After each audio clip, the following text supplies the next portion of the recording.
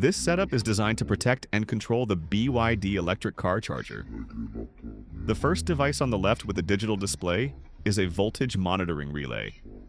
It shows the real-time voltage. Here it is 232 volts. Its role is to cut off the power if the voltage goes too high or too low, to protect the charger and the car battery. Next, we have two circuit breakers, each rated at 40 amperes. These devices act as switches and provide protection against short circuits and overloads.